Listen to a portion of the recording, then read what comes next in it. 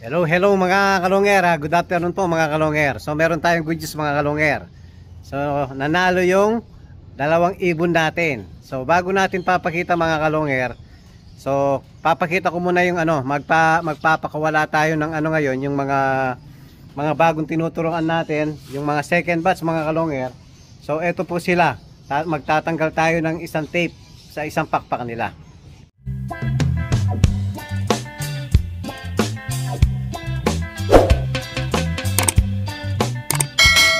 Hello, hello mga kalonger.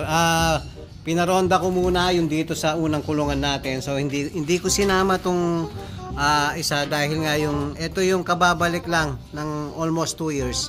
So baka iwanan tayo kaya hindi ko pinakawalan mga kalonger dahil matagal-tagal pong nawala. So kaya hindi ko pinakawalan yung ibon natin. Dito muna. So ito yung papakawalan natin mga kalonger. So yung kalahati rito, yung first batch na tinuturuan ko, halos po marunong na sila. Ayan. So ang gagawin natin ngayon mga kalonger, yung kalahati, so 21 po ata yun. Yun ang nakatape ngayon. So sila yung papakawalan natin, tatanggalan natin ng tag-isang tape para matuto na silang umakyat baba sa sa may swimming pool. So magsisimula na silang mag-akyat baba para matuto na silang lumipad. Para malaman na nila nakakalipad na sila kahit bahagya lang mga kalonger. So ayan, napakadami ng natin, mga tinuturuan natin. So ito pa po mga kalonger. So ito hindi ko pa na-tape to. So pag natuto na po yung sa pangalawang cage, so ito na yung next na tuturuan natin. Yan, nasa to mga kalonger, 30 plus. Tapos meron pa tayong aakyat na 15. So aabot din ng almost 50 to. Tapos dito 50 plus din mga kalonger. So napakadami ng mga pinapakain natin dito. So sana sa bagong tuturuan natin, sa bagong batch na tuturuan natin, sana walang mawala, walang pumitik. So kukunin natin isa-isa yung mga ibon natin mga kalonger. So tatanggalan natin ng isang tape sa isang pakpak. Ayan mga kalonger, kasama ko si Kiyo Di Pogi ngayon. Magtatanggal ng yung iba natanggal na kay. Ayan. O sampulan mo kay. Isang pakpak lang ha. Ayan po, tatanggalan natin ng isang tape yung isang pakpak. Ay, hindi pa pala to kay. Hindi pa nakabukas. Buksan mo muna. Huwag mo na rin isa rin doon. Yan po mga kalonger, dahan-dahan na papakawalan ni Kiyo para hindi mabugaw yung ibon natin, para hindi mabulabog. Hindi, yan muna yung mga nandito muna para hindi magulo. Lahat ng nakatape. So hindi natin papakawalan yung walang tape. Sila lang yung nakatape lang. May mga nakatape sa loob. Oo nga, kaya para mamaya na yon, unahin muna natin yung nandito para hindi sila magulo. Yan. Yan, may yung sa baba lang.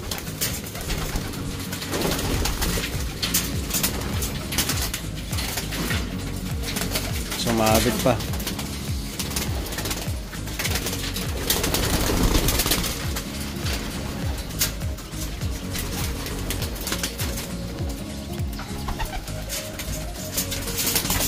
Ayan mga kalonger, ayan. Sobrang dami. Tutulungan ko muna si Kiyo magtanggal ng mga tape nila. Hello, hello mga kalonger. Ayan po, napakawalan na namin lahat. Yung tag-isang tape ang pakpak. Sana walang mag-attempt pumitik. Diyan lang muna. So practice lang baba taas. Akyat lang. Akyat baba. Sa may swimming pool. So, ayan po sila mga kalonger.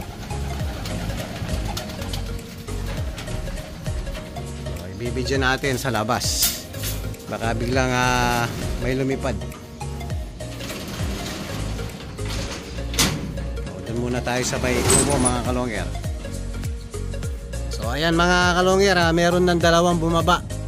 Yan, kapag ang dalawang yan nakaakyat sila, tapos may sumunod sa kanila, tapos yung ano, yun pinakamagandang ginawa natin. Ayan, makikita na nila 360 mga kalongyer, nag-akyat baba sila dun sa viewing. Tapos yung tuntungan viewing natin, ayan, pag sumampa ba dyan, agad silang matututo. Yan yung pinaka-use ng ginawa natin mga kalongyer. So eto na mga kalongyer, papakita na natin si Ukos at saka si Pato. Hello mga kalongyer. So ayan po, si Ukos at saka si Pato 1K. Yan. So magkatabi sila ngayon, parang nagpare sila ngayon. Ayan po sila. So nanalo sila ng tag team.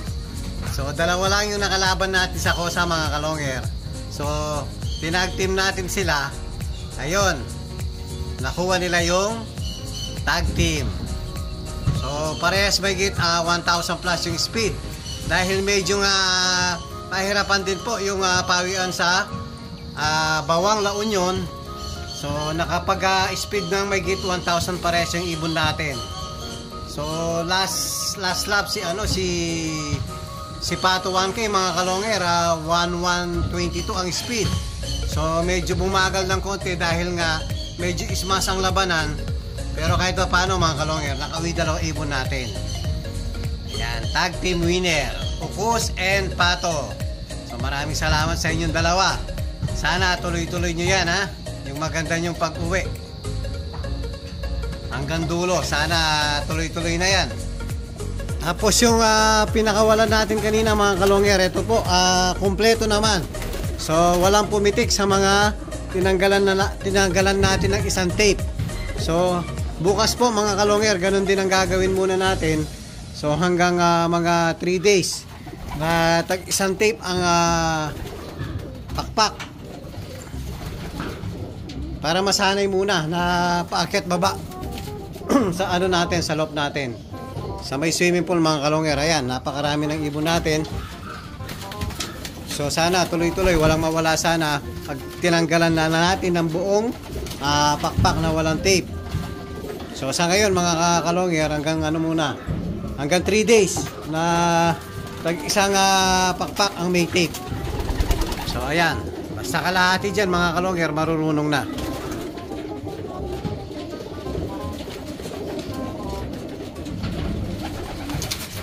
Ganda no? Ang kinis. Ito yung pinaka-guide natin, si Stroke. Yan, halos magikinis na po yung ibon natin, no? Yan, marurunong na yan. 2 weeks lang natin straight na pinakawalan at tinutukan. So ngayon po, lumilipad na sila lahat. Ito, ganito to, nakakatakot itsura, oh. Velvet, anak ng Javier Finisher natin mga kalongyer. Ito, kapatid ng nag-lap champion natin, no? Nakakatakot din itsura niya, oh. Yan mga kalongyer. O yung mga gustong mag-avail ng mga ibon natin mga kalongyer, so marami po tayong available sa baba. PM lang po mga kalongyer. O minsan kahit flyer na natin, pwede pa natin pang out mga kalongyer. Basta meron na matitirang kapatid, may representative na matitira. Yan lang po yung mga update natin ngayon sa mga warrior natin. At kung bago pa lang kayo sa aking channel, huwag kalimutan mag-subscribe, like and share, at pakipindot na rin po yung notification bell, pati na rin yung all, para updated kayo sa mga bagong video natin. So yun lang po mga kalongyer, maraming salamat po, keep safe and God bless.